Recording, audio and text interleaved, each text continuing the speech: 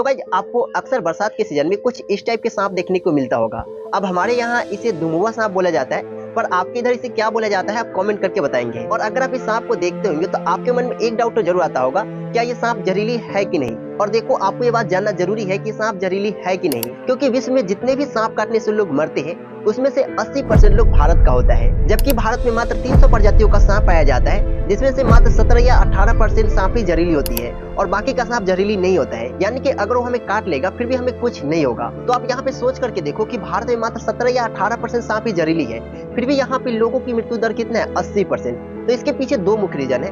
पहला रीजन है कि अगर किसी व्यक्ति को सांप काट लेता है तो वो ओझा गुनी के पास जाता है। आपको ओझा गुनी के पास नहीं जाना है, आपको हॉस्पिटल के पास जाना है। इसका मैं आपको एक एग्जांपल देता हूँ। मान के चलो कि मुझे क्या हुआ, एक जहरीली सांप ने काटा, तो मैं ओझा गुनी के पास जाऊंगा तो मैं किसी भी तरीके से नहीं बचूंगा, चाहे वो किसी भी तरीके से झाड़ फूक कर ले, मैं नहीं बचूंगा। वही अगर मैं हॉस्पिटल जाता हूँ तो मैं वहाँ पे बच जाऊंगा। और मान के चलो कि मुझे एक ऐसा सांप ने काटा जिसमें किसी भी तरीके से जहर नहीं था, और मैं क्या किया, एक ओझा गुनी के पास गया, तो किसी भी तरीके का मंत्र पढ़े या न पढ़े मैं वहाँ पे बच जाऊंगा।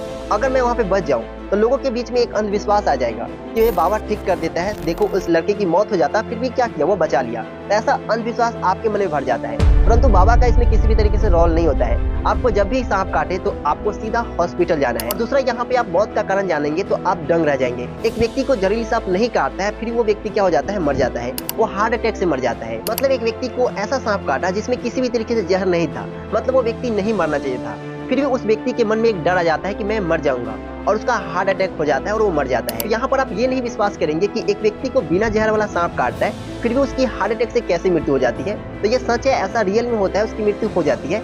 इस चीज को जांचने के लिए एक व्यक्ति के ऊपर यह ट्राई भी किया गया था। एक व्यक्ति ने बहुत बड़ा अपराध किया, तो उसे बोला गया कि मैं आपको फांसी का सजा नहीं दूंगा, मैं क्या करूंगा, तुम्हें एक जहरीली इंजेक्शन दूंगा जिसको देते ही मात्र 2 या 3 सेकंड में तुम्हारी मृत्यु हो जाएगी। और उस व्यक्ति को एक नॉर्मल इंजेक्शन दिया जाता है, फिर भी वो व्यक्ति क्या हो जाता है, मर जाता है। मतलब उसे भी क्या आ गया, हार्ट अटैक आ गया। अब आप सोचेंगे कि मैं ये क्या अक्कर बकर कर दिया, मेरा टॉपिक तो कुछ और था। तो चलो मैं आपको टॉपिक पे वापस लाता हूँ।